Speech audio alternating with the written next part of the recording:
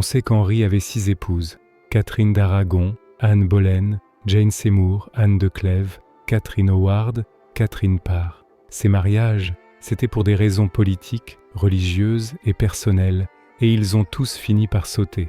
Mais le groom of the stool, lui, connaissait tous les dessous de ces unions.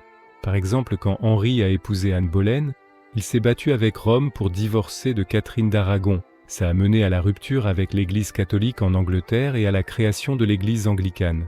Cette décision a secoué le royaume, déclenché des rébellions, et des milliers de personnes y ont laissé la vie. Mais toi, en tant que groom of the stool, tu entendais les doutes, les peurs et les ambitions d'Henri au moment de prendre cette décision. Peut-être qu'il se demandait, assis dans son cabinet, « Est-ce que je fais ce qu'il faut ?» Et toi, tu devais répondre avec prudence, une parole de travers, et c'était ta fin aussi. Sir Henry Norris, justement à cause de ça, a été exécuté. Sa proximité avec Anne Boleyn a attisé la jalousie d'Henri et il a été accusé de trahison. Tu vois, être proche, c'est à la fois une force et un risque. Laisse-moi t'emmener sur une autre scène, une partie de chasse. Le roi, il chasse dans la forêt, juste à côté du château. Mais comme il vieillit, il peut plus trop monter à cheval. Du coup, il se déplace sur une sorte de plateforme portable, entourée, un peu comme un palanquin. Pourtant, il passe toujours des heures en pleine nature et forcément, il a besoin d'aller aux toilettes. Toi, en tant que valet des toilettes, tu dois être prêt, même en forêt. T'as avec toi un siège portable, des linges en lin, une bassine d'eau, tout est prêt. En plein milieu de la chasse, le roi crie « Arrêtez, arrêtez !» Tout le monde s'arrête. Toi, tu cours, tu montes le siège. Oui, là, au milieu des arbres. Le roi descend de sa plateforme, tu l'aides. Autour, il y a les seigneurs, les soldats, les chiens de chasse. Mais toi et le roi, vous êtes seuls dans ce petit coin. Il fait ce qu'il a à faire. Toi, tu nettoies. Une fois que c'est fini, le roi remonte sur sa plateforme. La chasse reprend. Mais toi, tu dois nettoyer les dégâts. Tu creuses un trou dans la forêt. Tu enterres le caca. Tu ramasses ton matos. C'est ton boulot. Partout, tout le temps. Parlons un peu plus du quotidien des groom of the stool. Après ta routine du matin, tu passais à tes autres tâches. Dans la privy chamber, tu gérais les affaires privées du roi. Tu lisais son courrier. Oui, tu avais le droit de lire le courrier royal. Tu organisais les visites et parfois tu utilisais même le sceau royal. À l'heure du déjeuner, tu pouvais t'asseoir à la table du roi. C'était un énorme privilège. La plupart des nobles n'avaient même pas le droit de manger à cette table. Mais toi, tous les jours, tu étais assis juste à côté du roi. Les repas étaient copieux et luxueux. Cygne, paon, venaison, poisson, dessert, vin. Mais tu surveillais chaque bouchée du roi, parce que ce soir-là ou le lendemain, tu verrais les effets de ces plats. S'il mangeait trop de viande grasse, il pouvait avoir la diarrhée le lendemain. S'il buvait trop de vin, il souffrirait de brûlures d'estomac et de vomissements. Toi, tu prenais note dans ta tête. Aujourd'hui, il a trop mangé de porc, faut que je fasse gaffe demain. Le soir, avant de se coucher, le roi pouvait encore aller aux toilettes. Toi, tu préparais encore, tu nettoyais encore. Puis, quand le roi allait se coucher, toi tu retournais dans ta chambre, mais tu ne pouvais jamais vraiment t'endormir profondément, parce qu'on pouvait t'appeler en pleine nuit. Parfois le roi faisait des cauchemars, il se réveillait, il fallait qu'il aille aux toilettes. Toi, à moitié endormi, tu courais. Parfois le roi voulait juste parler. Au milieu de la nuit, assis dans son placard, il te parlait de sa vie, de ses peurs, de ses regrets. Toi, tu l'écoutais, tu le réconfortais.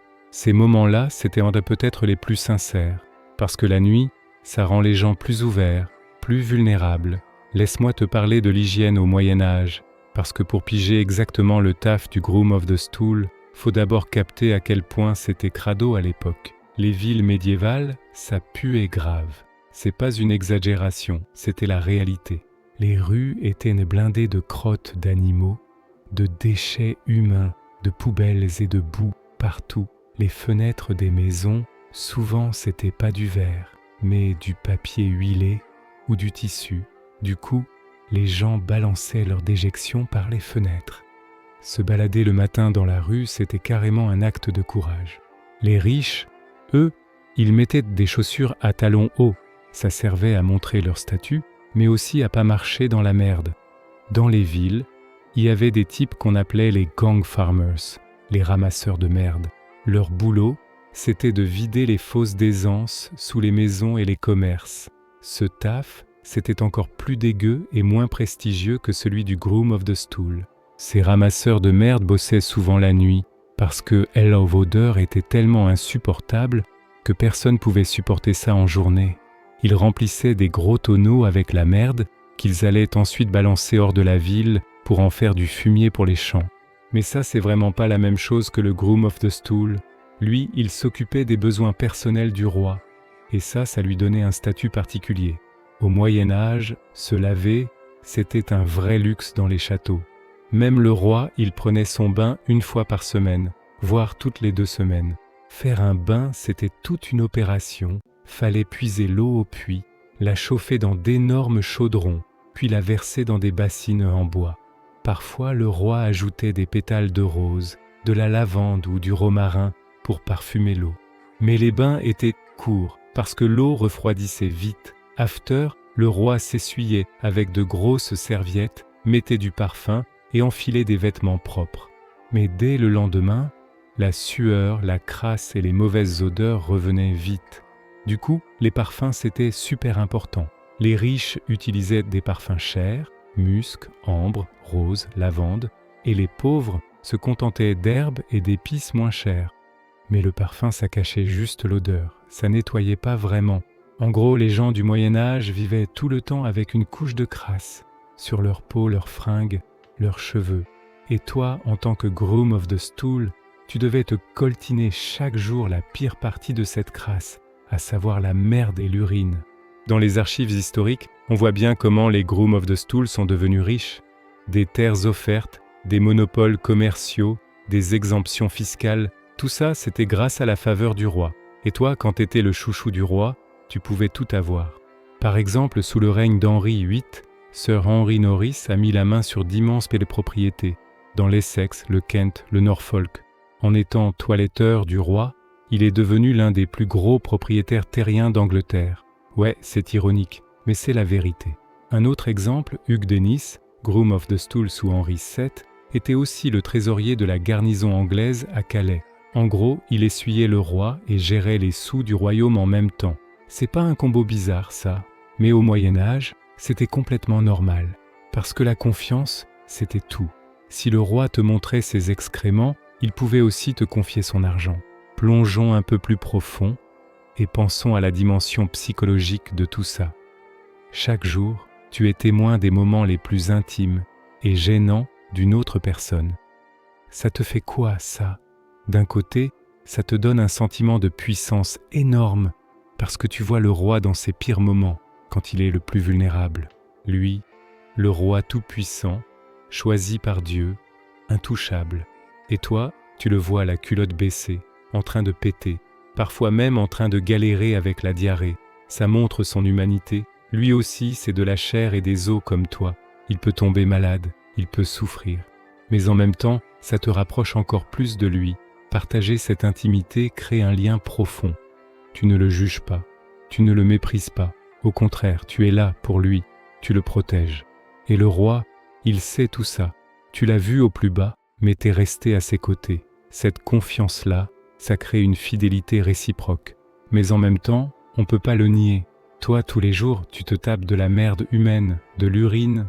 Tes mains se retrouvent pleines de ces odeurs. Ouais, tu les laves après, mais cette odeur, elle part jamais complètement. Elle reste coincée sous tes ongles, dans les pores de ta peau. Le soir, quand tu manges du pain, que tu bois du vin, parfois t'as ce goût qui te revient en mémoire et ça te donne la nausée. Mais t'oses pas le dire à personne parce que c'est ton taf honorable. Si tu te plains, t'as l'air faible. Si tu montres que ça te dégoûte, tu perds toute crédibilité. Alors tu gardes toujours ce regard calme, professionnel, mais au fond, parfois tu te demandes « Qu'est-ce que je fous là ?» Mais après, tu te rappelles, t'es pas juste un serviteur, t'es l'homme de confiance du roi. Et c'est ça qui te fait tenir debout. Pour mieux piger comment on voyait l'hygiène au Moyen-Âge, faut jeter un œil aux croyances médicales de l'époque. À l'époque, il y avait la théorie des 4 humeurs, le sang, le flegme, la bile jaune et la bile noire. On pensait que la santé dépendait de l'équilibre entre ces 4 liquides. Et les sels, c'était un des signes les plus importants pour savoir si tout allait bien. Si les selles étaient de trop dures et sèches, c'était qu'il y avait trop de bile noire. Ça voulait dire mélancolie, genre déprime. Si elles étaient trop molles et liquides, c'était trop de flegme, ce qui voulait dire paresse et somnolence. S'il y avait du sang dans les selles, c'était un truc qui clochait dans le corps, peut-être une hémorragie interne. Du coup, le groom of the stool, c'était pas juste un gars pour nettoyer, c'était aussi un expert en santé. Toi, en regardant les selles du roi, tu évaluais sa santé, tu filais le rapport au médecin du roi et tu proposais des changements dans son régime si besoin. Par exemple, tu pouvais dire « Sire, peut-être faudrait-il manger moins de viande et plus de légumes ?» Bien sûr, toujours avec tact. Maintenant, je veux vous raconter la histoire perso d'Henri VIII, parce que c'est et sûrement lui, le roi qui a le plus utilisé le poste de groom of the stool dans LM Histoire. Quand il était jeune, Henri VIII, c'était un roi sportif, beau gosse, plein d'énergie. Il montait à cheval, participait à des tournois, chassait. Mais en vieillissant, il a commencé à avoir de gros soucis de santé. Il avait une plaie à la jambe, sûrement un coup reçu pendant un tournoi, et cette plaie ne est jamais vraiment refermée. Au contraire, elle s'est infectée, cicatrisait, puis se rouvrait pendant des années. Cette plaie dégageait une odeur horrible, une odeur de chair pourrie. En plus, Henri a pris beaucoup de poids. Alors qu'il faisait environ 90 kilos dans sa jeunesse, il est monté jusqu'à 180 kilos avant de mourir. Ce poids l'empêchait de bouger facilement, lui causait des douleurs aux articulations. Et le pire, c'est que son système digestif était complètement fichu. Constipation, diarrhée, hémorroïdes, douleurs d'estomac constantes. Du coup, le groom of the stool, c'était super important pour lui. Henri avait parfois besoin d'aide pour aller aux toilettes, pour soulever son corps lourd, l'asseoir sur la chaise, puis le relever. Et c'est le groom of the stool qui s'occupait de tout ça. Parfois, Henri pleurait à cause des douleurs. Ouais, ce roi fort, il versait des larmes de douleur. Et toi, à côté, tu lui tiens la main en lui murmurant « Ça va passer, sire, ça va passer ». Ces moments-là, ça rendait le roi humain. Mais en même temps, ça te rendait super proche de lui. Imaginez un rôle à la cour royale, si intime, si personnel, qu'il vous donne un accès sans précédent au roi lui-même. Un rôle qui, malgré ses humbles débuts, est devenu l'un des postes les plus convoités et les plus puissants de l'Angleterre des Tudors. Aujourd'hui, nous allons explorer la vie fascinante et l'influence surprenante du groom of the stool, le valet de la selle, au service du roi Henri VIII. Au commencement, le rôle était exactement ce que son nom suggère. Le groom of the stool était responsable de l'hygiène personnelle du monarque, l'assistant dans ses moments les plus privés. À une époque où les commodités modernes n'existaient pas, la chaise percée ou close stool était un meuble essentiel dans les appartements royaux. Le devoir du valet était de s'assurer que tout était propre, prêt et confortable pour le roi, y compris fournir de l'eau, des serviettes et un bol pour se laver les mains. C'était une tâche humble, certes, mais qui exigeait une confiance absolue. Cependant, sous le règne d'Henri VIII, ce rôle a commencé à évoluer de manière spectaculaire. Henri n'était pas un monarque distant, il appréciait la compagnie et la conversation. Les moments passés sur la chaise percée sont devenus des occasions uniques pour des discussions franches et privées, loin des oreilles indiscrètes de la cour. Le groom of the stool n'était plus simplement un serviteur, mais un confident, un ami proche en qui le roi pouvait avoir une confiance totale. Ce poste était exclusivement réservé aux fils de la noblesse ou de la haute gentry. Ces hommes n'étaient pas de simples valets. Ils étaient éduqués, ambitieux et bien connectés. Le premier groom of the stool notable d'Henri VIII fut Sir William Compton. Compton n'était pas seulement un serviteur, mais l'un des amis les plus proches d'Henri depuis leur jeunesse. Leur lien était si fort que Compton a bénéficié d'une immense faveur royale, accumulant des terres, des titres et une richesse considérable. Il était l'un des hommes les plus puissants d'Angleterre, non pas grâce à un titre officiel de ministre, mais grâce à sa proximité physique et émotionnelle avec le roi. La journée typique du groom of the stool commençait bien avant que le roi ne s'éveille. Il supervisait la préparation des appartements privés du roi, la chambre privée. C'était le sanctuaire intérieur du monarque, un espace où seuls quelques privilégiés étaient admis. Le Groom of the Stool contrôlait l'accès à cette chambre, décidant qui pouvait voir le roi et quand. Ce contrôle de l'accès était une source de pouvoir immense. Les courtisans, les ambassadeurs et même les ministres devaient passer par lui pour obtenir une audience privée, vouloir présenter une pétition, demander une faveur ou simplement transmettre une information sensible. Il fallait d'abord gagner les bonnes grâces du Groom of the Stool. En plus de gérer l'accès, le Groom of the Stool était également le trésorier personnel du roi. Il gérait la Privy Purse, la cassette privée du roi, qui finançait les dépenses personnelles du monarque, ses jeux de hasard, ses cadeaux et ses projets secrets. Cette responsabilité financière lui donnait une connaissance approfondie des affaires privées du roi et une influence considérable sur la manière dont l'argent royal était dépensé. Il payait les factures, tenait les comptes et agissait comme le banquier personnel du roi. Cela signifiait qu'il était au courant de presque tout, des dettes de jeu d'Henri à ses cadeaux secrets pour ses maîtresses. Au fil du règne d'Henri VIII, plusieurs hommes ont occupé ce poste prestigieux. Après William Compton, il y eut Henry Norris. Norris était également un ami proche du roi et un membre influent de la cour. Cependant, sa position ne l'a pas protégé de la chute. Impliqué dans la chute d'Anne Boleyn, il fut accusé d'adultère avec la reine et exécuté en 1536. Sa fin tragique montre à quel point la vie à la cour des Tudors était précaire, même pour les plus proches du roi. Un jour, vous étiez son confident. Le lendemain, vous pouviez perdre votre tête. Après la chute de Norris, le rôle est passé à Sir Thomas Heneage, puis à Sir Anthony Denny. Denny est peut-être le plus célèbre des Grooms of the Stool d'Henri VIII, surtout vers la fin de la vie du roi. Alors qu'Henri vieillissait, devenait obèse et souffrait de multiples problèmes de santé, notamment d'une blessure à la jambe qui ne guérissait jamais, ses besoins physiques augmentaient. Denny était non seulement son soignant, mais aussi son plus proche conseiller. C'est Anthony Denny qui contrôlait le sceau sec, un tampon qui reproduisait la signature du roi. Dans les dernières années de son règne, Henri était souvent trop malade pour signer lui-même les documents. Denny était chargé d'apposer la signature royale sur les lois, les décrets et les testaments.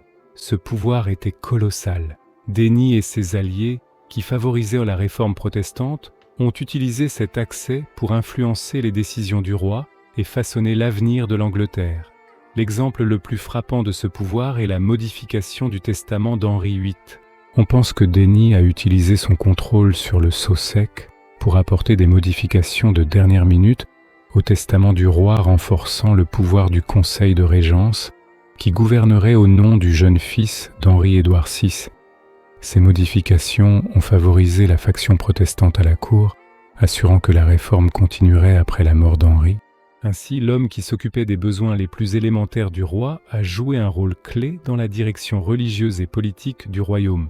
Le Groom of the Stool était donc bien plus qu'un simple valet. C'était un confident, un secrétaire privé, un banquier et un gardien. La proximité physique avec le monarque se traduisait directement par un pouvoir politique. En étant le premier à voir le roi le matin et le dernier le soir, il pouvait influencer son humeur, ses pensées et ses décisions. Il entendait les secrets, les plaintes et les ambitions du souverain, des informations d'une valeur inestimable à la cour. Ce rôle unique nous montre comment le pouvoir à l'époque des Tudors ne résidait pas seulement dans les grandes institutions de l'État, mais aussi dans les relations personnelles et l'intimité.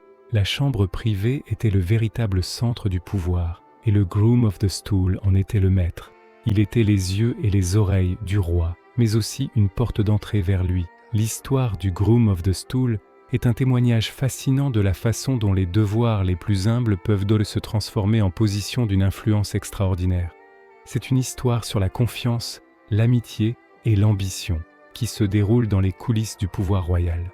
De la gestion de la chaise percée à la modification du destin d'un royaume, le parcours de ces hommes est l'une des histoires les plus surprenantes et les plus révélatrices de la cour d'Henri VIII. Merci d'avoir regardé cette plongée dans l'un des rôles les plus insolites de l'histoire. Si vous avez apprécié cette vidéo, n'oubliez pas de liker, de partager et de vous abonner pour plus d'histoires fascinantes sur le passé.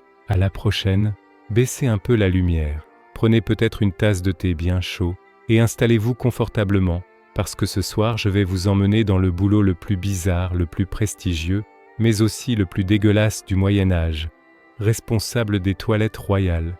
Oui, vous avez bien entendu. Là, vous vous dites sûrement, ça peut pas être si horrible que ça quand même. Mais croyez-moi, les couronnes étincelantes, les bals somptueux et les nobles chevaliers qu'Hollywood vous montre, c'est juste la partie superficielle du truc. Le vrai Moyen Âge, c'était cette odeur piquante d'urine qui vous tape au nez, les toux qui résonnent dans les couloirs en pierre et la puanteur des égouts qui remontent du sol humide. Si cette vidéo vous plaît vraiment et que vous kiffez ce que je fais, n'oubliez pas de vous abonner.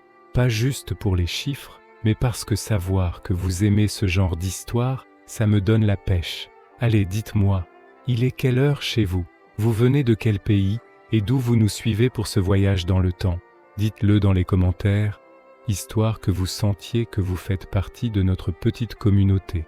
Maintenant, fermez les yeux et imaginez-vous en Angleterre dans les années 1530. Oui, toi, exactement toi, en train de marcher dans les couloirs froids et humides du palais de Hampton Court. Le sol en pierre sous tes pieds est tellement froid que tu le sens même à travers tes grosses chaussures en cuir.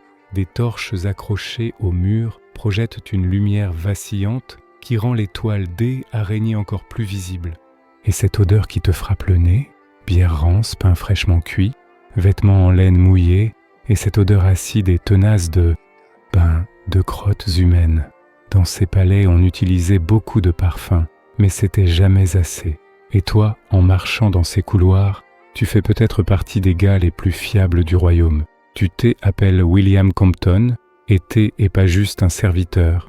T'es est le groom of the stool, des Henri VIII, c'est-à-dire celui qui l'accompagne dans ses moments les plus intimes, qui analyse ses selles, lui essuie le derrière, et pendant tout ça écoute ses secrets. Hollywood vous a déjà montré une scène comme ça? Vous avez déjà vu un film où un roi s'assoit aux toilettes à l'aube, l'air contrarié, pendant qu'un noble à ses côtés lui nettoie le cul avec du linge en lin spécialement chauffé?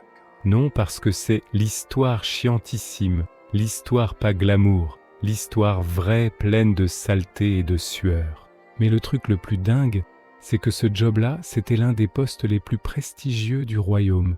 Oui, nettoyer les crottes te faisait devenir l'un des hommes les plus puissants de la cour. Comment ça? Parce que t'étais là pour lui, même au moment où il était le plus vulnérable, quand il baissait son pantalon, quand il pouvait plus cacher ses maladies, quand il murmurait ses secrets, quand il flippait de ses ennemis. Cette proximité, ça te rendait intouchable. Je veux maintenant t'emmener encore plus profondément. Ferme les yeux et imagine un matin dans les années 1520, toi, dans une petite pièce privée juste à côté de la chambre royale, ce qu'on appelle le closet of the stool. Cette pièce est petite mais soigneusement aménagée. Il y a au sol de grosses tapisseries en velours rouge.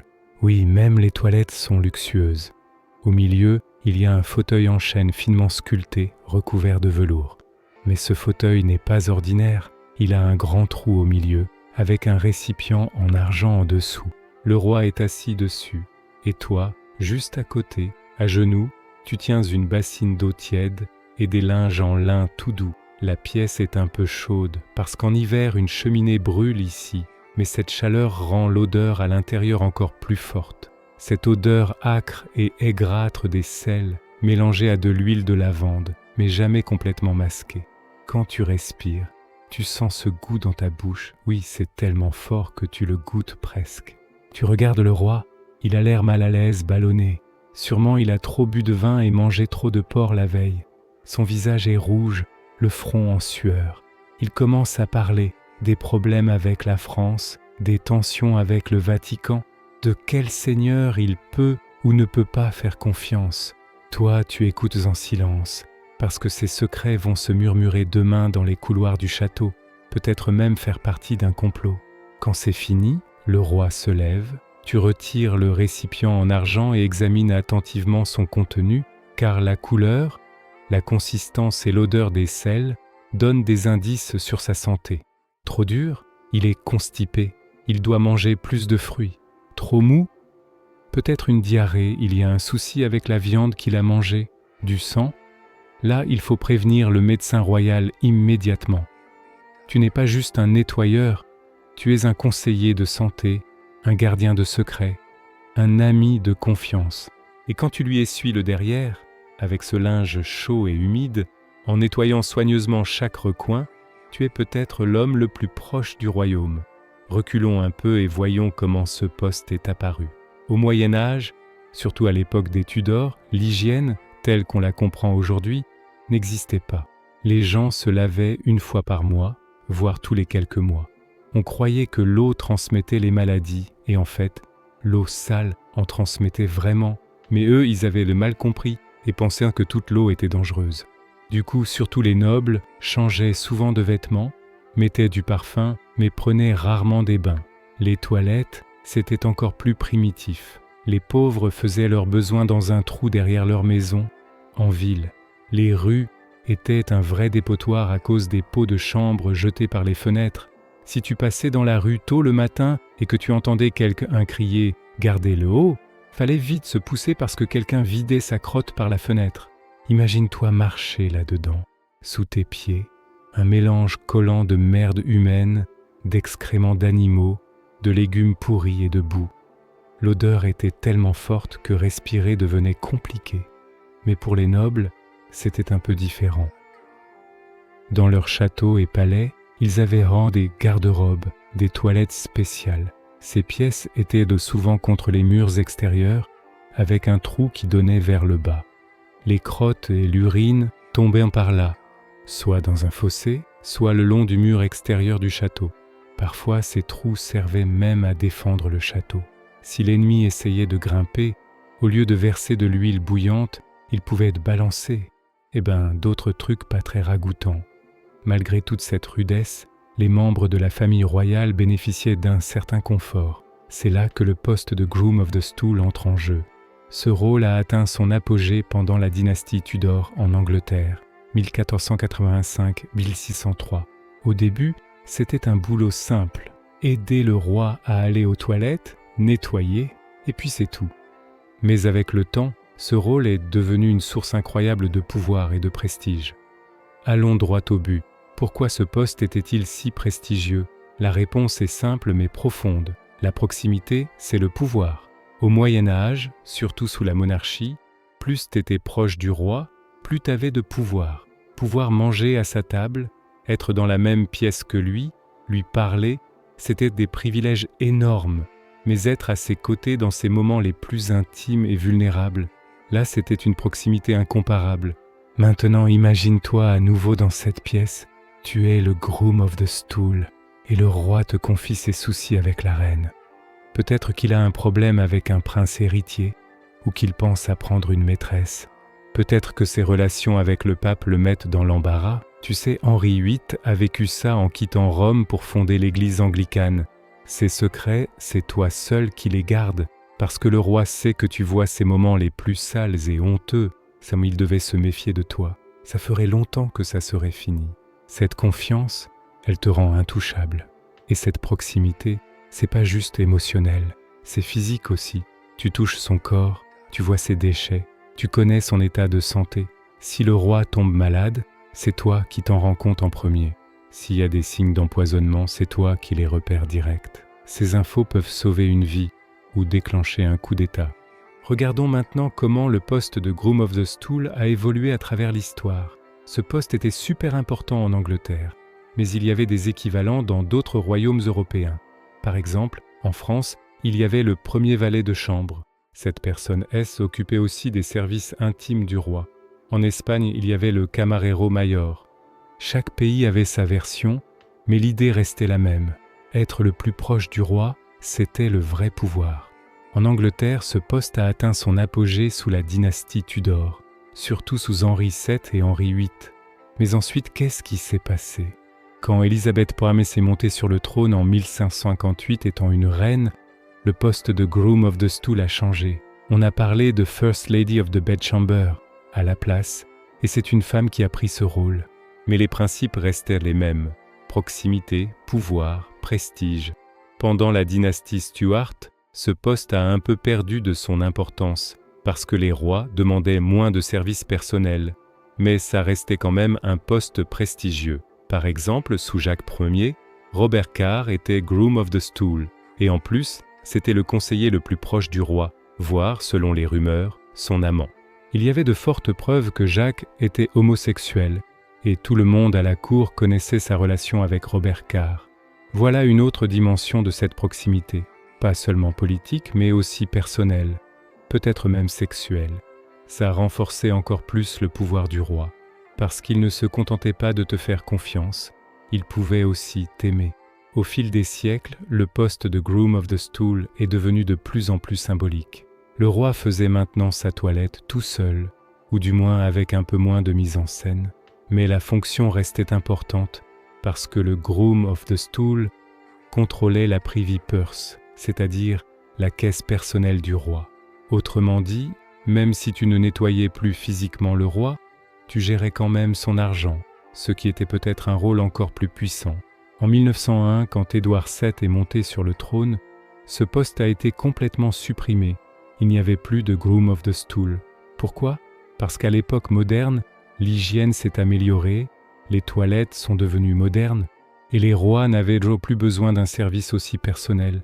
Mais cette partie bizarre, dégoûtante mais fascinante de l'histoire a duré des siècles et a influencé la politique anglaise. Réfléchissons maintenant à la signification psychologique et sociologique de cette position. Qu'est-ce que ça nous dit sur l'humanité ? D'abord, le pouvoir de la proximité. Les gens associent la proximité physique au pouvoir. Si tu peux toucher quelqu'un, le voir, passer du temps avec lui, ça veut dire que tu as une influence sur cette personne. Ça marche encore aujourd'hui. Les assistants des PDG, les conseillers des politiciens, les managers des célébrités, tous transforment cette proximité en pouvoir. Ensuite, le dépassement de la honte, si tu peux voir les moments les plus embarrassants d'une autre personne et les accepter sans jugement, tu crées un lien profond avec elle. C'est est pareil en thérapie moderne. Les thérapeutes écoutent les secrets les plus sombres des gens sans les juger. C'est pour ça que les patients leur font confiance. Le Groom of the Stool, en quelque sorte, était le thérapeute du roi. Il ne nettoyait pas seulement ses excréments, mais aussi son soul. Troisièmement, le paradoxe du statut. Le boulot le plus dégueu peut être le plus prestigieux. Ça montre à quel point les hiérarchies sociales sont complètement arbitraires. Si la société décide qu'un taf est important, eh ben il l'est, peu importe à quel point il est sale ou répugnant. Aujourd'hui, c'est pareil. Par exemple, les chirurgiens, ils sont tous les jours à trifouiller dans le sang, les organes, la crasse, mais ils ont grave du respect. Les éboueurs, eux, ils nettoient la ville, mais ils passent pour des mecs pas importants. Pourquoi ? Parce que la société a mis l'étiquette « important » sur les chirurgiens et pas important sur les éboueurs. Au Moyen-Âge, c'était la même histoire. Le Groom of the Stool, il s'occupait des trucs dégoûtants, mais comme c'était les affaires du roi, son job était considéré comme important. Quatrièmement, le pouvoir des secrets. L'information, c'est le pouvoir, mais les secrets, c'est encore plus fort. Le Groom of the Stool connaissait les secrets de santé, les secrets politiques, les secrets perso du roi. Ces secrets, s'ils venaient à fuiter, pouvaient faire trembler tout le royaume. Mais le Groom of the Stool ne les révélait jamais, parce qu'il aurait perdu la confiance du roi et qu'en plus, il aurait sûrement été tué. Ça marche pareil aujourd'hui. Les agents des services secrets, les avocats, les médecins, ils gardent tous leurs secrets et c'est ça qui leur donne du pouvoir. Laisse-moi te faire vivre un moment un peu plus émotionnel. Imagine-toi à la place du Groom of the Stool. Toi, tu fais ce boulot depuis des années. Tous les jours, la même routine. Tu te lèves, tu te prépares, tu sers le roi, tu nettoies et tu recommences. Mais un jour, le roi tombe malade, une maladie grave, peut-être même mortelle. C'est « et toi qui t'es en rends compte en premier » parce que tu vois du sang dans ses selles, beaucoup, une quantité inquiétante. Tu préviens tout de suite les médecins du roi. Ils arrivent, l'examinent, mauvaise nouvelle, peut-être un cancer, peut-être une hémorragie interne. Le roi s'affaiblit un peu plus chaque jour, mais toi, t'es toujours là, matin et soir, tu t'occupes de lui. Maintenant le roi ne peut plus marcher, il s'appuie sur ton bras. Parfois, en allant aux toilettes, il tombe à moitié en chemin, et c'est toi qui le retiens. Tu supportes son poids, tu le poses sur une chaise. Le roi ne peut plus parler, il gémit juste. Mais ses yeux te regardent, reconnaissants, tristes, effrayés. Tu lui prends la main, tu lui dis « ça va aller, sire ». mais vous savez tous les deux que c'est un mensonge. Dans ces derniers jours, le roi passe plus de temps avec toi, parce que c'est et toi qui le connais le mieux. Mieux que sa famille, mieux que ses conseillers. Tu connais chacun de ses souffles, chacun de ses gémissements, chacune de ses douleurs. Et un jour, le roi meurt, peut-être dans tes bras, aux toilettes. Il rend son dernier souffle, et toi, tu restes là, seul à pleurer, parce qu'il n'était pas juste ton roi, il était aussi ton ami, ton employeur, le centre de ta vie. Et maintenant, il est parti. Mais elle, histoire neusse, arrête pas là, parce qu'un nouveau roi monte sur le trône, et lui, il choisit son propre groom of the stool. Toi, t'es plus en poste. Peut-être qu'on te file un bout de terre, peut-être une pension, mais cette proximité, ce pouvoir, c'est fini. T'es juste un noble lambda, riche, à l'aise, mais sans importance. Et bizarrement, tu te surprends à regretter ces jours-là. Ouais, ces jours pourris et dégoûtants, parce que c'est à ce moment-là que tu te sentais vivant, que tu te sentais important. Maintenant, t'es juste un retraité, une note de bas de page dans l'histoire. En gros, le groom of the stool, le gars qui occupait des toilettes royales, était un des postes les plus bizarres, ironiques et fascinants de l'histoire. Ce boulot nous montre que l'histoire, c'est pas comme dans les films d'Hollywood. L'histoire, ça puait, ça faisait mal, ça blessait, mais ça révélait aussi les profondeurs de la nature humaine, le pouvoir, la proximité, la loyauté, la honte, l'honneur. Tout ça mélangé dans ce petit placard humide pendant que le roi baissait son pantalon. Ce soir, en éteignant la lumière, pensez à cette histoire. Imaginez qu'à une époque, le taf le plus important était aussi le plus dégueu. Et peut-être que ça nous dit quelque chose sur aujourd'hui, peut-être que les boulots les plus cruciaux sont encore au jour. Dans elle, ombre, dans la crasse, derrière les portes des palais, dans les bureaux fermés des entreprises, là où les secrets se murmurent, l'histoire se répète.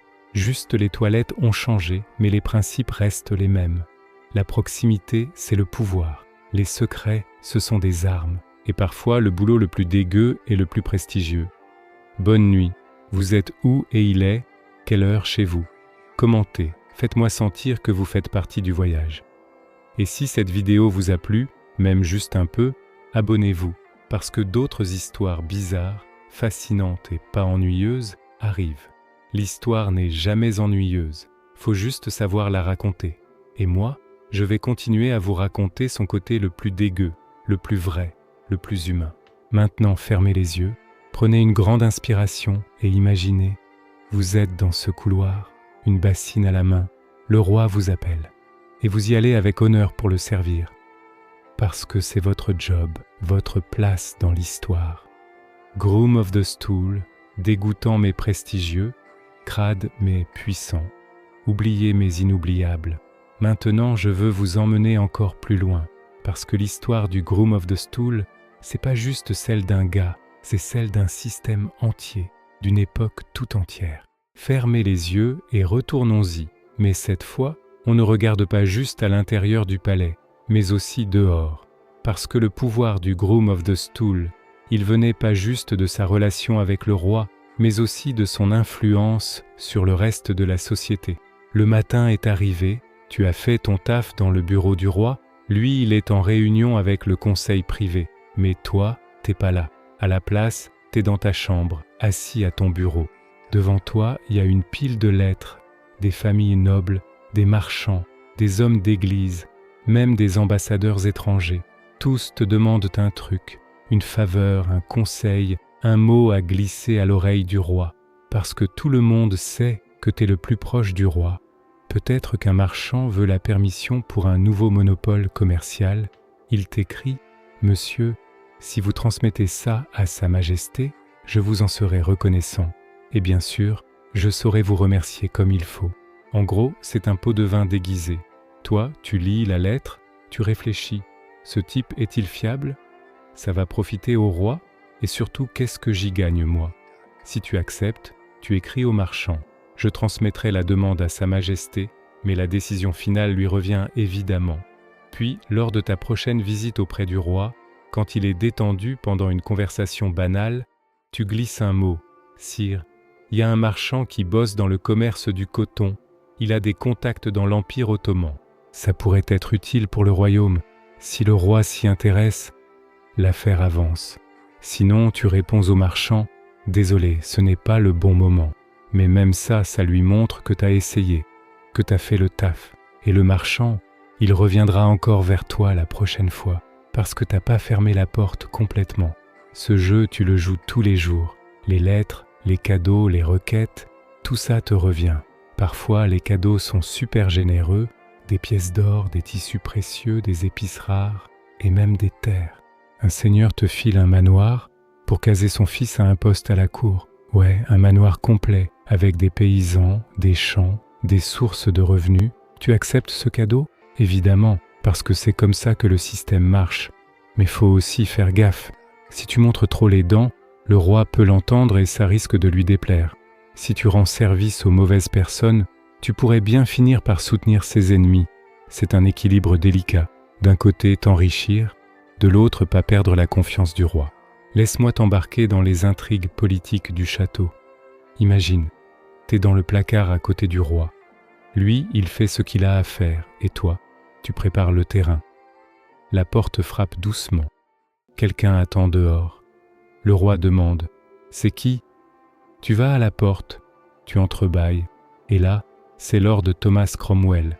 Cromwell, c'est un des conseillers principaux d'Henri VIII, super puissant mais aussi super détesté.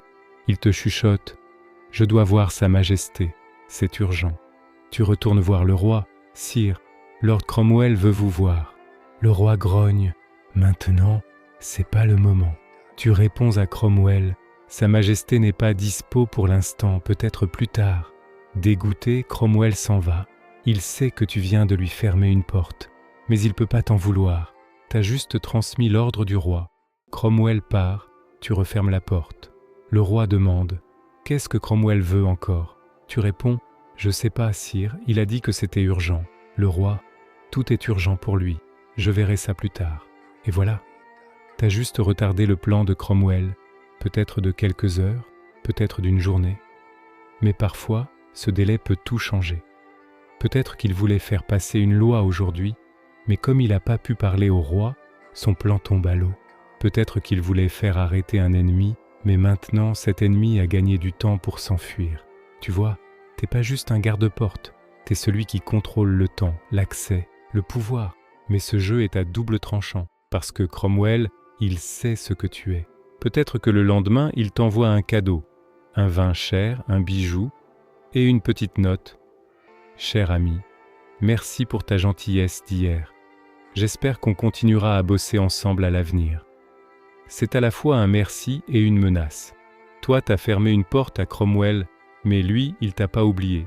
Si tu fais pas gaffe, Cromwell peut te démolir. Il peut aller glisser des sales rumeurs à l'oreille du roi, genre « Sire, le groom of the stool devient trop puissant.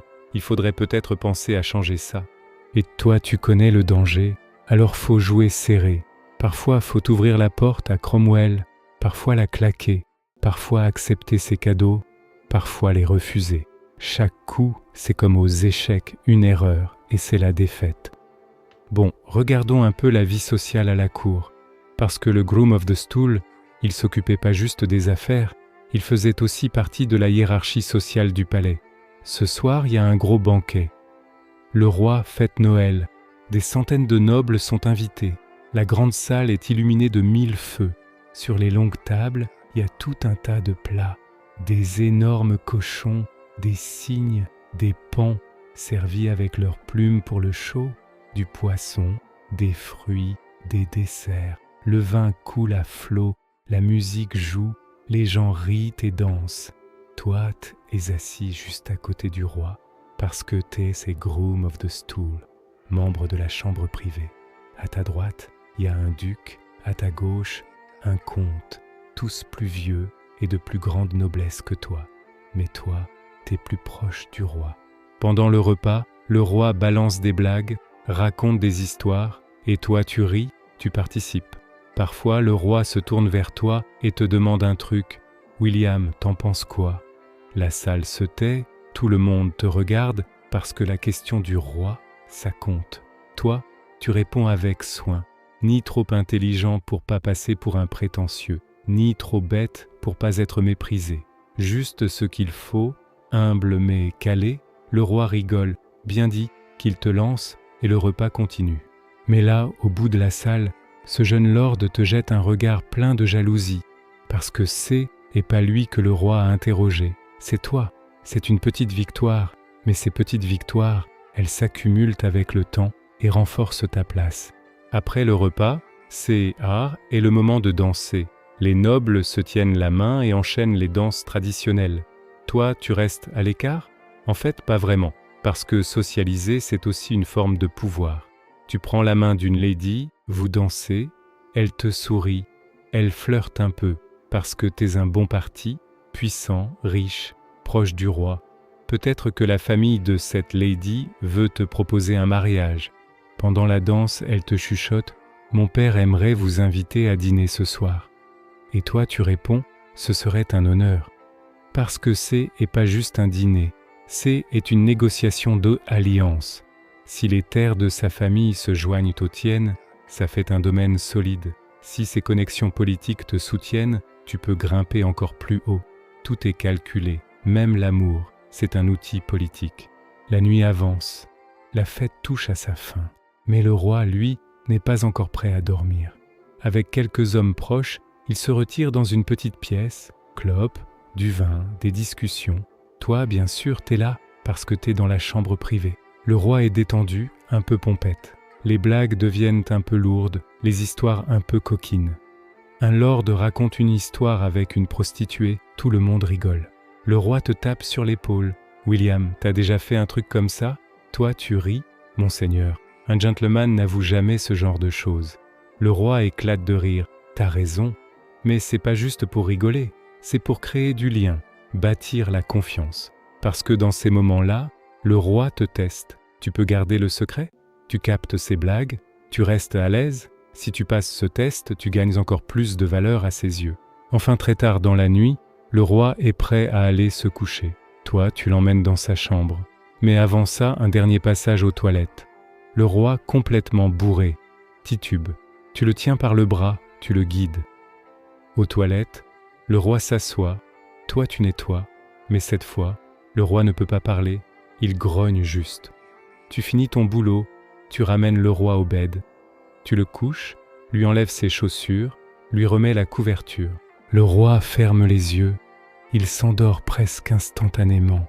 Toi, tu éteins la torche. Tu sors discrètement. Le couloir est sombre, silencieux.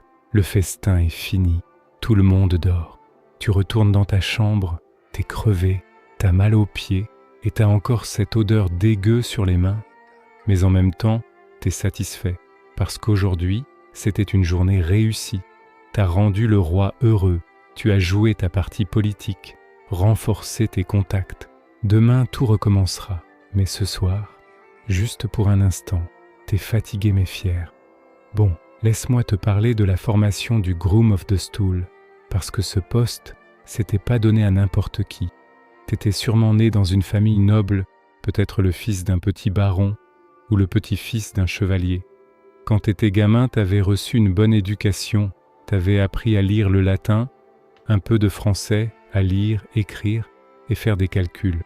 Mais le plus important, c'était que t'avais appris les bonnes manières de la cour, comment te courber, comment parler, quand te taire, comment servir. Jeune, peut-être vers 12-13 ans, t'avais décroché un poste à la cour, peut-être page, peut-être écuyer.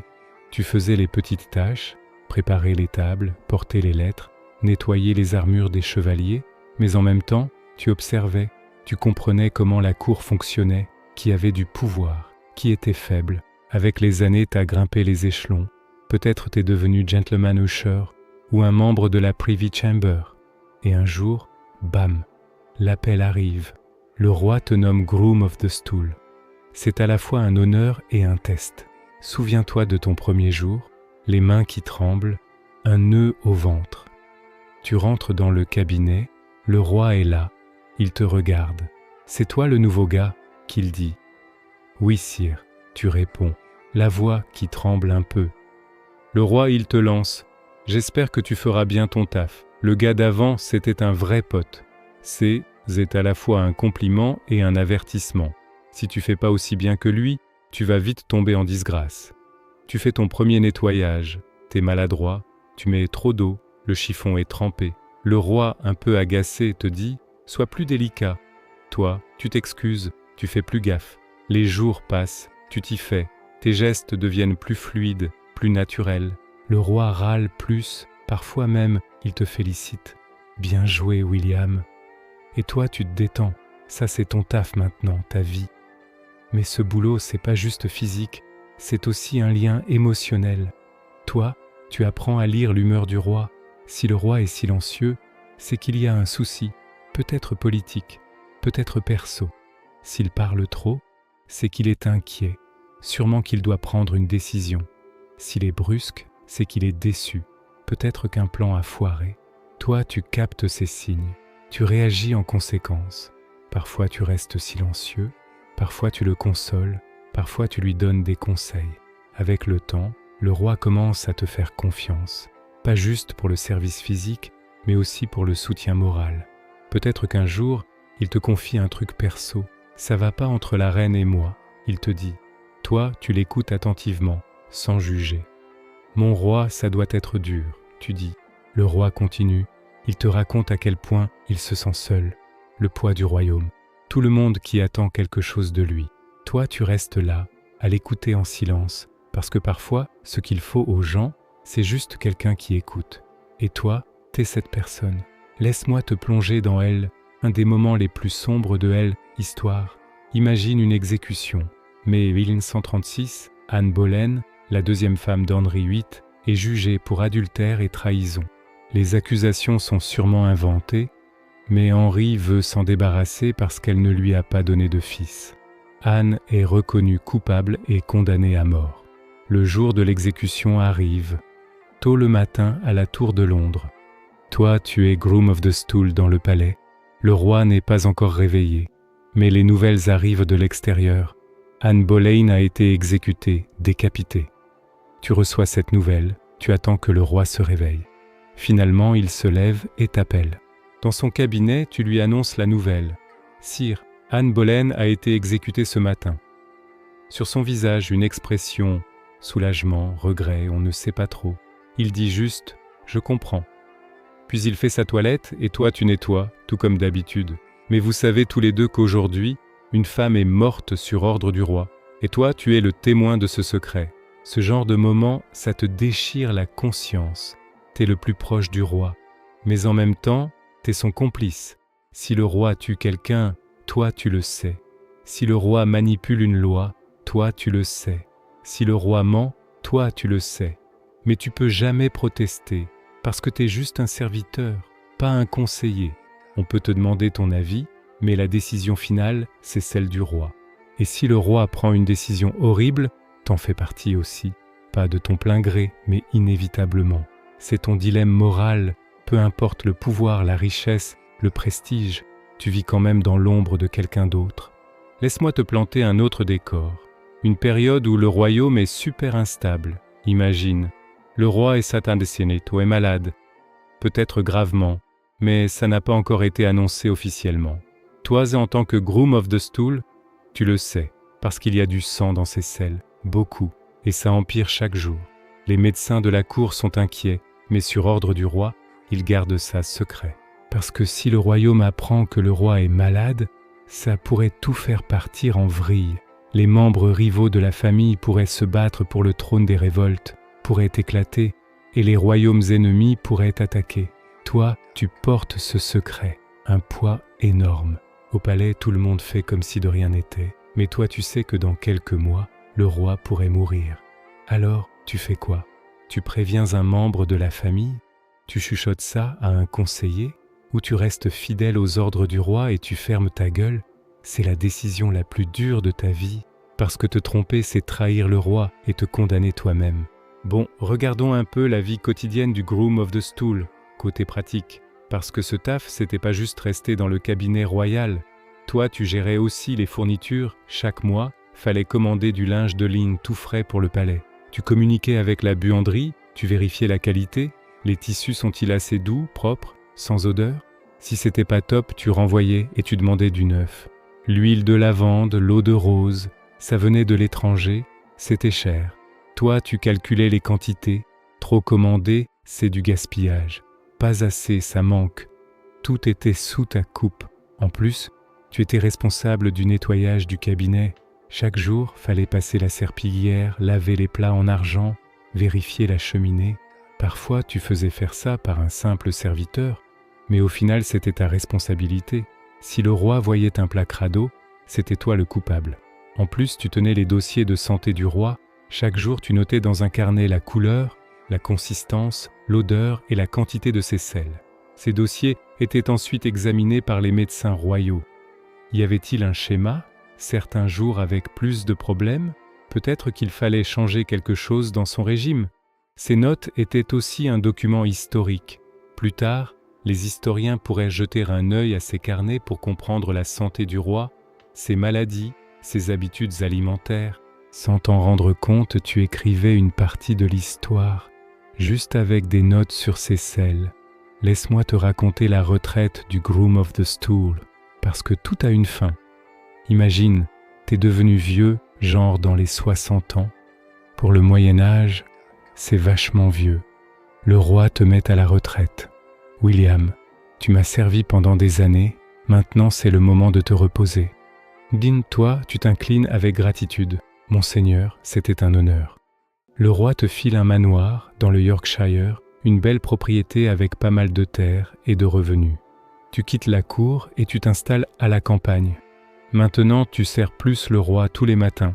À la place, tu gères tes terres, tu t'occupes des paysans, tu fais des dons à l'église locale. Mais parfois, surtout le matin, tu te réveilles par habitude en pensant « faut que je prépare le roi ». Puis tu te rappelles, t'es plus là-dedans. C'est un drôle de vide. Pendant des années, tous les jours, la même routine. Et maintenant, plus rien. Ça te manque? Peut-être. Mais en même temps, t'es soulage. Plus cette odeur, plus ce stress, plus ces jeux politiques. Juste toi, ta terre, ta famille. Peut-être que t'es marié, t'as des gosses. Et la paix. Mais parfois, t'as des nouvelles du palais. Un nouveau Groom of the Stool a été nommé. Le roi a fait ci, il a fait ça. Tu écoutes ces histoires. Tu te fais des remarques dans ta tête. Ah ça, moi je l'aurais mieux fait. Mais tu dis rien à voix haute parce que t'es plus de ce monde. Au chevet de la mort, entouré de ta famille, tu te remémores peut-être une dernière fois ces jours-là, ces matins dans le placard, les chuchotements du roi, les jeux politiques, la richesse, le pouvoir, toute une vie passée au service des autres. Mais quel drôle de service, quelle vie étrange. Et tu regrettes? Peut-être pas parce que tu faisais partie de l'histoire. Tu étais au cœur du fonctionnement du royaume, un homme puissant. Et maintenant, paisiblement, tu fermes les yeux.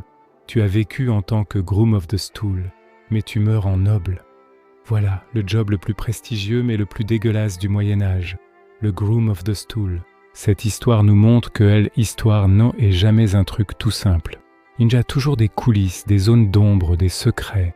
Et parfois, le vrai pouvoir se cache là où on s'y attend le moins, dans un placard, dans un récipient en argent, dans les déjections d'un roi. J'espère que ce soir, vous avez kiffé ce voyage.